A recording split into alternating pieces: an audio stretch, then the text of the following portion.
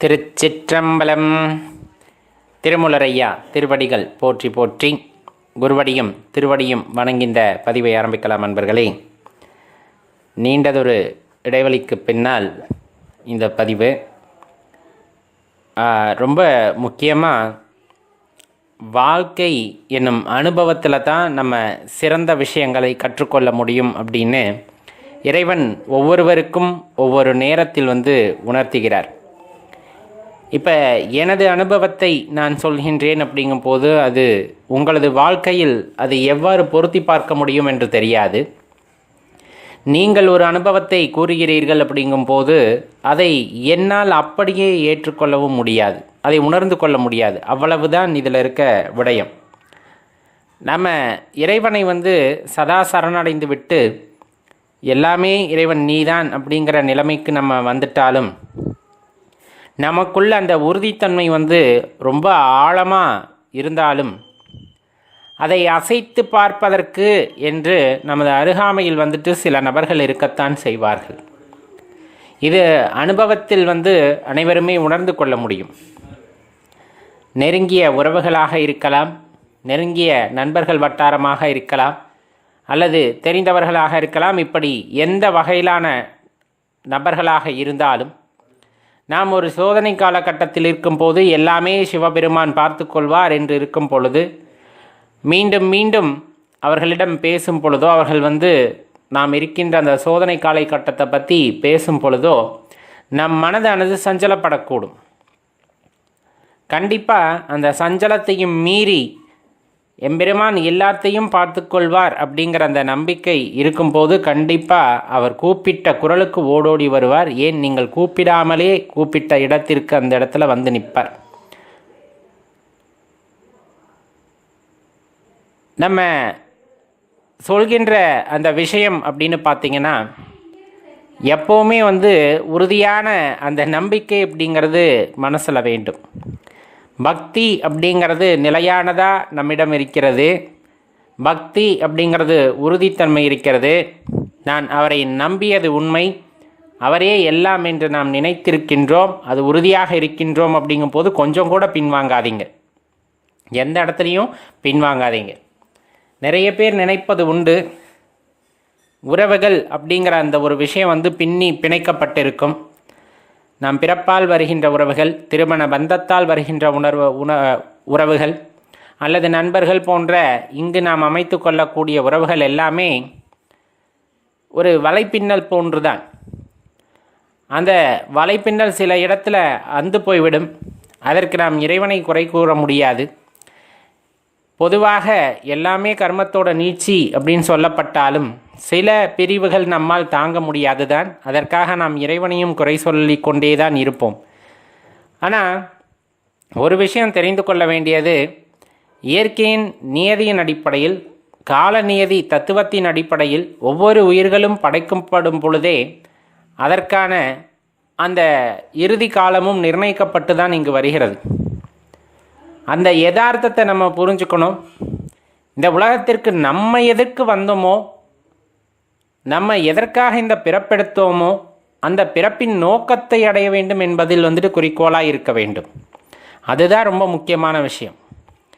உலக பந்தங்கள் அப்படிங்கிறது ரொம்ப முக்கியமான விஷயம். இல்லற தர்மத்தில் இருப்பவர்களுக்கு ரொம்ப முக்கியமான விஷயம். அதெல்லாம் எந்த மாற்று கருத்துமே இல்லை.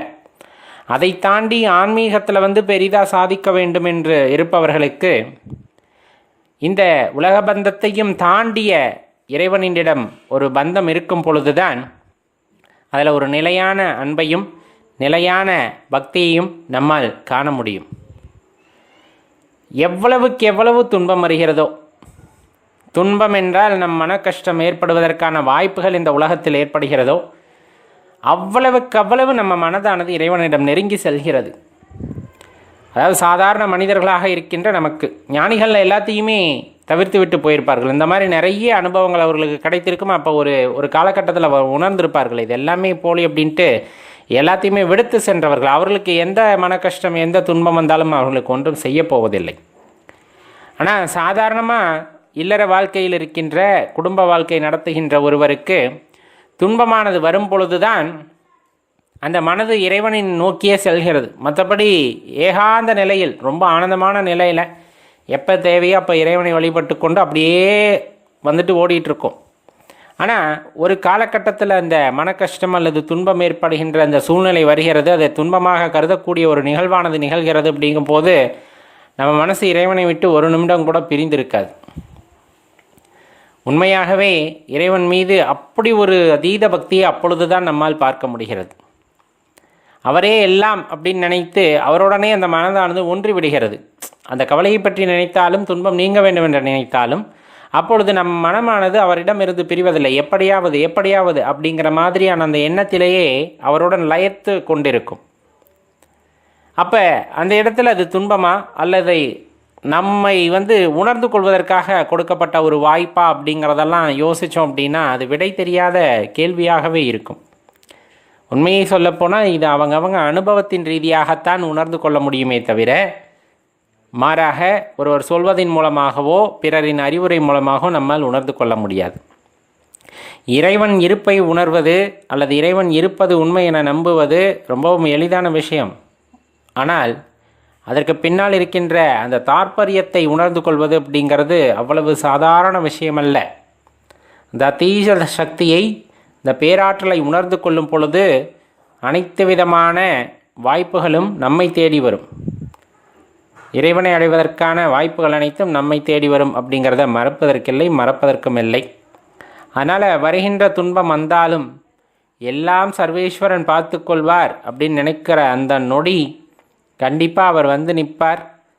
உங்களுக்கு எது நல்லதோ அதை செய்வார் அப்படிங்கிறதுல மாற்று கருத்து இல்லை நண்பர்களே.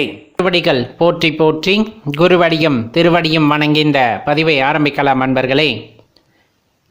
இப்போ நம்ம சொல்கிறது நம்ம வாழ்க்கையில் எல்லாத்து வாழ்க்கையிலையும் நடந்திருக்கும். கொஞ்சம் பொறுமையாக கேட்டு சிந்தித்து பாருங்களேன்.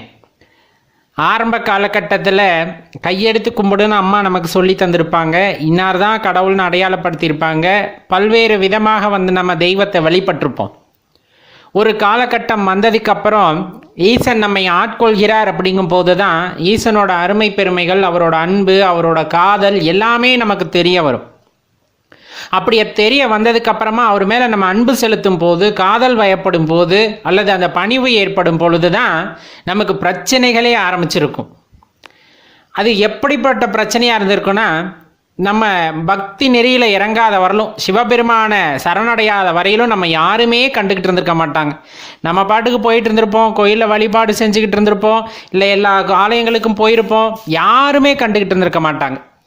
என்னைக்கு சிவபெருமான நினைத்து நாம் சிவ வழிபாடை செய்ய ஆரம்பிக்கின்றோமோ அந்த நிலையிலேயே பல தடயங்கள் அல்லது தடைகள் நம்ம வாழ்க்கையில் ஏற்பட ஆரம்பிக்கும். எங்கேருந்து அப்படின்னா பெற்றவங்க கிட்ட இருந்தே சில சமயங்கள்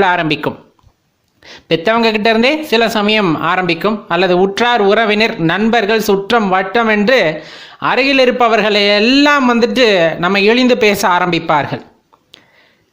கடவுளை வழிபடணும்னு நினச்சிட்டு சிவபெருமானை ஏன் வழிபடுறேன்னு ஆரம்பிக்கும். அந்த இடத்துல சிவபெருமானை ஏன் வழிபடுற அப்படின்னு ஆரம்பிக்கும்.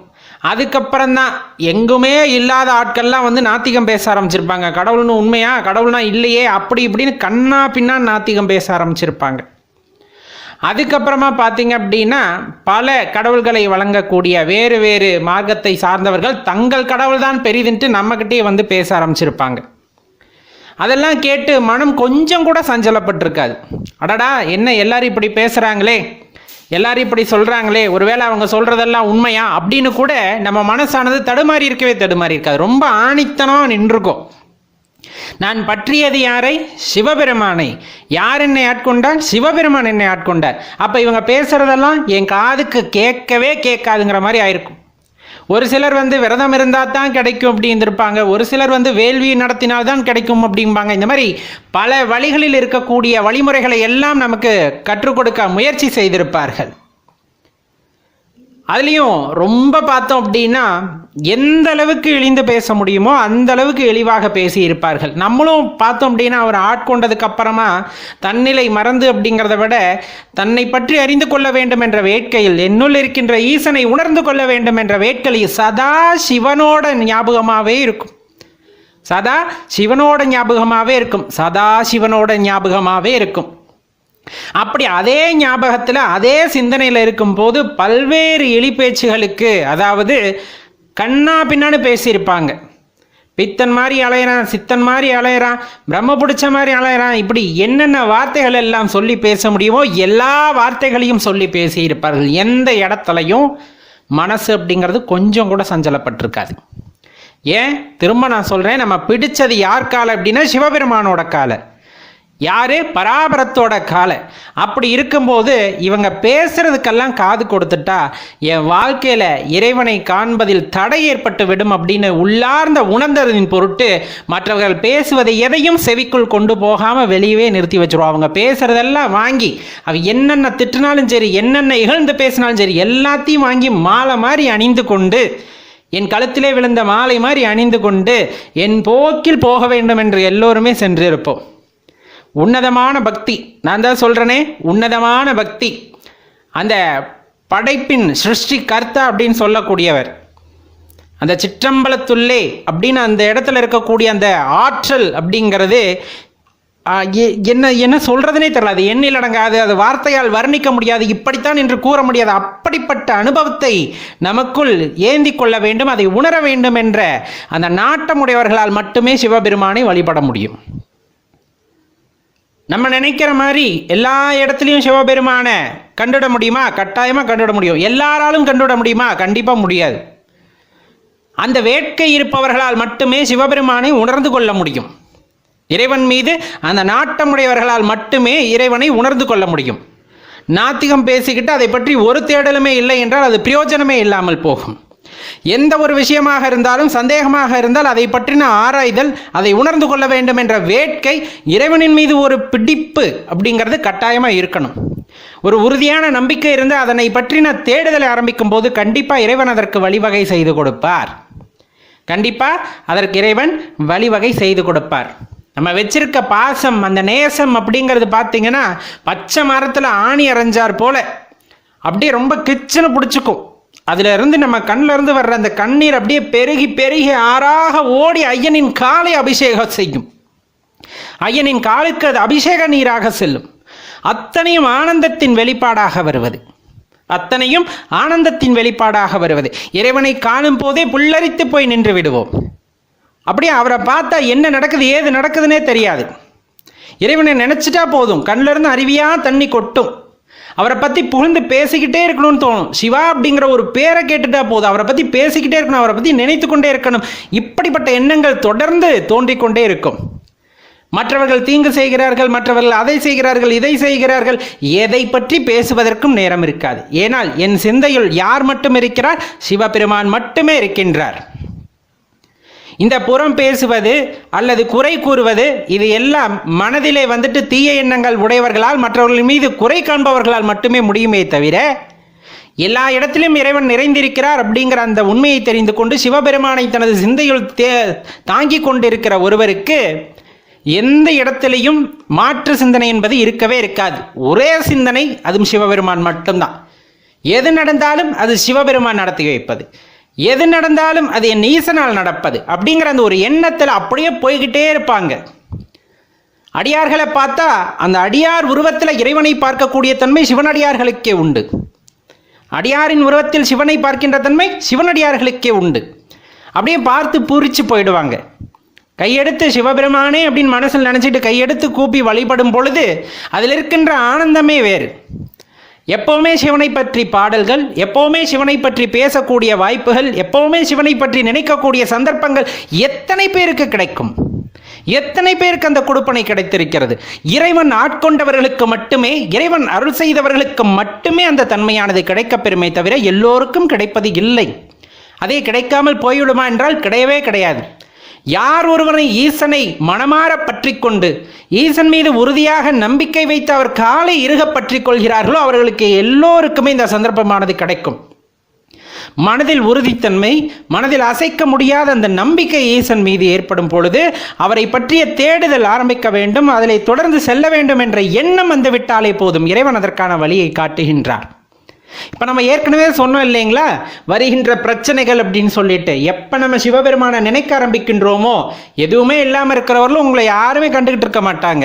நீங்கள் சிவபெருமான் மீது பாசம் வைத்ததுக்கு அப்புறம் தான் வருவாங்க. இது நம்ம வாழ்க்கையில் மட்டும் கிடையாது, இது நம்ம வாழ்க்கையில் மட்டும் கிடையாது, எல்லா சிவனடியார்கள் வாழ்க்கையிலும் இது வந்திருக்கும். கண்டிப்பாக இது மாணிக்கவாசகர் வாழ்க்கையிலும் நடந்திருக்கிறது அப்படிங்கிறத தான் அழகாக நம்ம திருவாசகத்தில் ஐயா குறிப்பிடுகின்றார். தெய்வம் என்பதோர் சித்தம் உண்டாகி முடிவிலாது ஓர் பொருளது கருதலும் 6 கோடி மாயா சக்திகள் வேறு வேறு தம் மாயைகள் தொடங்கின. ஆத்தமானார் அயலவர் கூடி நாத்திகம் பேசி நாத்தழும்பு ஏறினர். சுற்றமென்னும் தொல்பசு குழாங்கள் பற்றி அழைத்து பதறினர் பெருகவும் விரதமே பரமாக வேதியரும் சரதமாகவே சாத்திரம் காட்டினர். சமயவாதிகள் தத்தம் மதங்களே அமைவதாக அரற்றி மலைத்தனர்.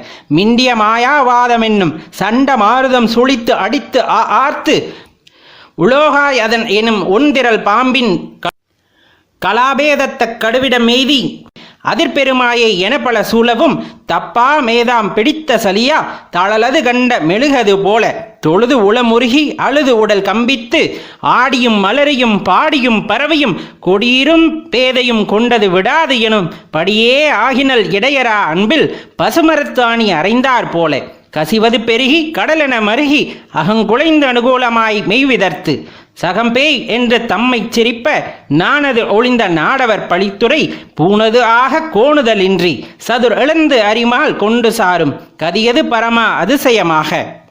இந்த பாடலை படிச்சிருந்தீங்கன்னா உங்களுக்கு நல்லா தெரிஞ்சிருக்கும். இதை விட பெரிய அனுபவம் வேறு யாருக்கும் இருந்திருக்க போகிறதில்ல. ஐயா சொல்கிறதுலே எல்லாம் வந்துடும். இப்போ நம்ம எதிர்கொண்ட எல்லா பிரச்சனைகளும் வரும், இது எல்லாருமே அனுபவிக்கிறது தான். அதனால தான் சொல்லப்படுறது, இந்த மாதிரி என்ன எண்ணங்கள் வந்தாலும், இந்த மாதிரி என்ன எண்ணங்கள் வந்தாலும், எந்த சொல் வந்தாலும், எந்த எலி பேச்சு வந்தாலும் எதையும் காதுக்க வச்சுக்க கூடாது, எதையும் காதுக்க வச்சுக்க கூடாது. அதே போல பிற தெய்வங்களை நாம் எழுந்து பேசக்கூடாது. எல்லா தெய்வங்களின் வடிவாகவும் நாம் யாரைத்தான் பார்க்கிறோம்? சிவத்தை தான் பார்க்கிறோம். யாரை பார்த்தாலும் ஓம் நம சிவா என்று சொல்லிவிட்டு சென்றுவிட வேண்டியதுதான். நாம் யாரையும் எதுவும் பேசுவதும் கூடாது. அதே போல் யார் பேசினாலும் நாமும் அதை காதுக்கு வைத்துக் கொள்ளக்கூடாது. சிவ சிந்தனையிலே இருப்பவர்களால் மட்டும்தான் சிவனை உணர்ந்து கொள்ள முடியும், அவருடைய அற்புதங்களை உணர்ந்து கொள்ள முடியும், அவர் யார் என்பதை, அந்த பராபரத்தை நம்மால் உணர்ந்து கொள்ள முடியும். அப்படிங்கிறத தெளிவாக தெரிஞ்சுக்குங்க. வாழ்க்கையில் முன்னேற்றம் அப்படிங்கிறது வேணும்.